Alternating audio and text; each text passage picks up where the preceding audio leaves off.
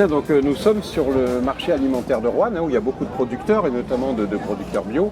Alors on s'est donné rendez-vous ici pour discuter un peu. Vous êtes tous les trois habitants du Rouennais, et vous faites partie donc d'un collectif qui réfléchit à la qualité alimentaire et qui agit dans le but de la qualité alimentaire. Et nous nous retrouvons ici, sur ce marché. Alors je suppose que ce n'est pas un lieu anodin pour vous, ce marché. Alors le marché, c'est avant tout un endroit de lien, d'échange entre producteurs et consommateurs. Donc du commerce. Du commerce, mais pas que. Mais je pense qu'il y a un lien aussi avec la qualité alimentaire, parce que je crois que c'est ce qui vous réunit aussi dans le collectif, c'est cette recherche de la qualité alimentaire. Est-ce que vous pouvez nous en dire plus ? Ouais, la qualité alimentaire, il y a plusieurs aspects. Il y a un aspect qui est très individuel et intime. Oui. Ça concerne notre santé, ça concerne notre bien-être de manière très personnelle. Mais c'est aussi collectif parce que c'est l'échange, parce que c'est notre environnement par la qualité de la production qui est en amont et nos paysages, etc. Donc ça nous concerne tous sur un territoire en fait. Allez, bonne journée. Bonne journée, ensuite, alors peut-être qu'on peut justement aller un peu plus loin maintenant, parce que là-bas aussi on a Michael qui est producteur de légumes, qui vend sur le marché, qui fait partie aussi de votre collectif, si j'ai bien compris. Michael est un des premiers maraîchers en bio sur le Rouennais. Et Michael a formé énormément de jeunes maraîchers, puisqu'en 2012, il y avait 4 maraîchers en bio. Actuellement, nous en avons 26. Michael, meilleur vœu. Non, je disais, ça fait 15 ans que je fais les marchés. Ça va faire 15 ans le 1er février.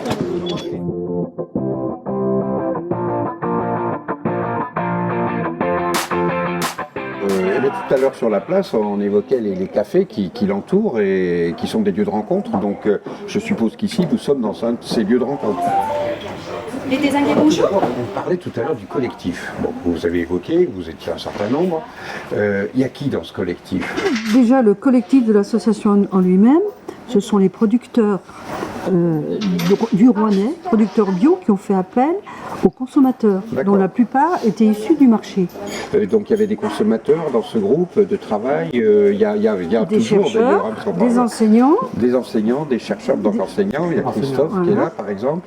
Voilà. Et puis donc vous, des acteurs. Donc c'est intéressant parce que ça veut dire déjà une diversité d'acteurs et de participants. C'est peut-être déjà une des bases de l'intelligence collective, c'est pouvoir croiser les connaissances. Ce qui est intéressant, c'est que vous avez fait le choix aussi de ne pas rester entre vous. Voilà. C'est-à-dire d'aller voir aussi quel était le point de vue des autres. Alors par exemple il est d'aller voir des médecins pour le côté santé. Bien Martine, professionnellement tu es médecin pédiatre. Mais aussi ici on est dans les murs de la mairie de Riorges parce que tu as un engagement d'élu, puisque tu es adjointe à la mairie de Riorges et tu as participé à un certain nombre de travaux, de réflexions dans le cadre du collectif autour de la qualité alimentaire, autour de Vivre Bio. Et c'est vrai qu'on s'est aperçu là dans toutes ces rencontres que l'on a que cette question de l'enjeu de la santé par rapport à la qualité alimentaire est ressortie comme de plus en plus fort. Alors effectivement, moi je suis déjà sensibilisée à cette question depuis un moment, notamment à travers les enfants. De plus en plus, on a des maladies de surcharge, en fait, de l'obésité infantile, avec une prévalence qui augmente. Tu évoques la question de l'équilibre nutritionnel qui est important. Et est-ce qu'il y a d'autres aspects liés à la qualité de l'alimentation par rapport à la santé ? Alors bien sûr, puisqu'on sait aujourd'hui qu'un certain nombre d'additifs sont très délétères, et notamment aussi tout ce qui est perturbateur endocrinien. Et on a vu une augmentation de la fréquence de certains cancers. Rentrons un peu dans le vif du sujet, parce que tout à l'heure vous évoquiez que vous avez décidé de travailler ensemble sur cette question de la qualité alimentaire. Derrière, il y a une volonté d'intelligence collective. Quand on travaille en collectif, dans ce collectif, il y a aussi des gens qui ont d'autres réseaux. Et c'est ça aussi qui a apporté aussi beaucoup de qualité à notre groupe, c'est qu'on était en lien aussi avec plein d'autres réseaux, de gens très différents. Est-ce qu'à un moment donné, vous êtes mis d'accord sur une question commune ? La question précise, c'était comment faire de la qualité alimentaire un bien commun rouennais. Faire un bien commun, c'est fort. Voilà, parce que cette notion-là, qui nous paraissait complexe, qu'on avait envie d'explorer, on se rendait bien compte qu'elle touchait, qu'elle concernait tous les habitants du Rouennais. D'accord, mais ça a dû être un vrai travail. Ça paraît anodin comme ça, elle paraît évidente votre question, mais ça a été un vrai travail collectif que de la formuler et de l'écrire. Ouais, effectivement. Il y a eu beaucoup de travail ensemble, entre vous. Allez voir d'autres personnes qui ne sont pas dans votre collectif. Donc les chercheurs, eux, vous ont plutôt amené de la méthode finalement. Des choses. Une méthode et puis il y a aussi des apports théoriques, je dirais. Par exemple, l'intelligence collective, qu'est-ce que c'est? Parce qu'on en parle, mais c'est pas forcément évident pour tout le monde. La dynamique de territoire, comment est-ce que ça fonctionne. Donc là aussi, on a eu des séances où les chercheurs faisaient ce type d'apport qui nous permettait d'enrichir notre réflexion. D'accord. Et de tout ça, de cette connaissance collective, de cette intelligence de situation que vous avez construite en commun, vous en faites quoi? Par exemple, partenariat avec les jeunes de l'IUT pour justement avancer dans cette transition alimentaire. Donc là, on les verra tout à l'heure. Tout à l'heure. D'accord. La Ensuite, création d'un espace test qui s'appelle Étamine, avec les collectivités, avec le lycée agricole, avec des particuliers et des agriculteurs. D'accord. Ouais, le défi FAP, famille à alimentation positive. Et nous sommes aujourd'hui donc sur l'espace test avec vous. Alors qu'est-ce que c'est? C'était une expérience qui existe à d'autres endroits en France, qui a été créée en 2014 à partir de ce bâtiment, cet espace-là qui appartenait à Rouennais Agglomération. Et dans l'idée de dire il faudrait quand même que, c'était l'idée de Rouennais Agglomération, on apporte davantage de nourriture bio et de qualité, notamment à nos enfants dans les cantines. Donc ils ont souhaité développer, permettre et faciliter l'installation de maraîchers bio sur le Rouennais.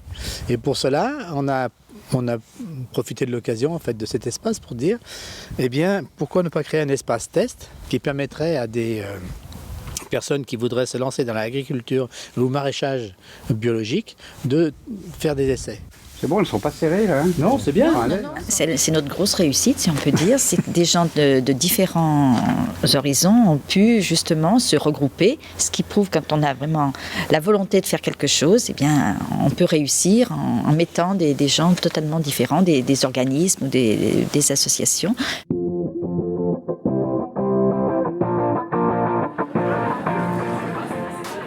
Donc ici on est à l'IUT de Rouen. Oui, tout à fait. D'accord, et vous allez où là, si c'est pas indiscret? Là on va acheter des légumes à bien manger en Rouennais. Bonjour.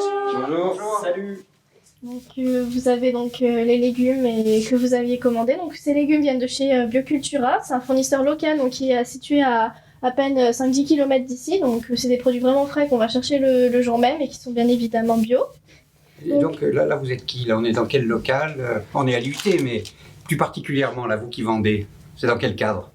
C'est dans le cadre d'une association étudiante, une association solidaire. Et qui s'appelle comment? Elle a un nom? Elle s'appelle Bien Manger en Rouennais. Oui. Bien Manger en Rouennais, un bel objectif qui est dans le nom de l'association, d'accord. Voilà. Et donc vous êtes une association d'étudiants? On fait partie du campus et on est là en fait pour un but solidaire et notre objectif est de venir donc en aide aux étudiants qui n'ont pas assez de ressources financières pour pouvoir s'acheter des produits bio et locaux. Donc en proposant ces paniers donc, de légumes, il y a également des fruits que pour vous du coup ça fera 3,50 €. Et pour toi aussi.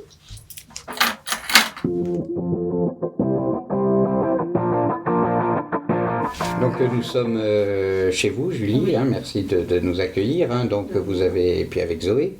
Hein, et donc vous avez participé, c'est un peu pour ça qu'on est là, pour avoir votre point de vue, votre expérience sur l'opération, le projet des FIFAP, Famille à l'alimentation, hein, qui a eu lieu.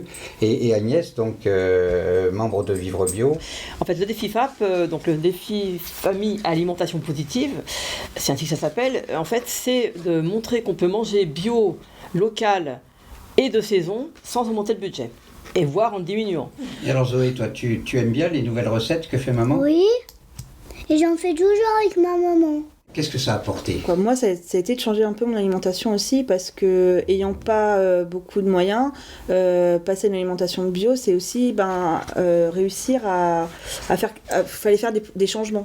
Et on a beaucoup fait d'échanges justement autour de la nourriture parce que dès qu'on avait une occasion de faire un repas partagé, moi j'étais tout le temps partante parce que je trouvais ça vraiment bien parce que chacun ramenait quelque chose et on cuisine tellement différemment les unes des autres, ça permettait d'échanger, de dire ah mais ça c'est super bon, comment t'as fait, et on a échangé des recettes. Par rapport à ce militantisme et à cette volonté d'agir, est-ce que l'intelligence collective vous a apporté quelque chose? Vous parliez de recul tout à l'heure, de prise de recul. Il y a le fait aussi de s'ouvrir, parce que un des grands risques de l'action associative et militante, c'est de rester entre soi. Donc ça, c'était aussi l'opportunité d'aller voir au-delà de l'association même, et justement d'associer plusieurs acteurs autour de cette question de l'alimentaire. Finalement, d'aller vous confronter aux autres. Se confronter et puis aussi permettre le dialogue avec des personnes qu'on n'avait pas forcément l'habitude de côtoyer ou d'avoir un débat avec ces personnes-là. Ce qui ressort d'intéressant, je pense, et qui peut être un enseignement pour voir un peu comment se construit l'intelligence collective, c'est votre diversité d'acteurs. C'est-à-dire vous êtes mis autour de la table à plusieurs, d'origines différentes, de compétences différentes, avec des parcours différents, où chacun a joué son rôle. Vous avez fait l'effort de vous mettre d'accord sur une question commune, c'est-à-dire qui a été un peu votre guide, je suppose, dans toute votre démarche ou votre fil conducteur. Ensuite, vous avez eu à la fois des temps de travail collaboratif, c'est-à-dire ensemble, où vous co-construisez quelque part une connaissance à partir de vos propres savoirs, mais vous avez aussi, en coopérant avec d'autres acteurs extérieurs au collectif, été chercher d'autres savoirs sur comment les autres voient la qualité alimentaire, comment se combinent les jeux d'acteurs dans le territoire, quel est le métabolisme du territoire en matière de production agricole ou de consommation, et tout ça débouche sur de l'action.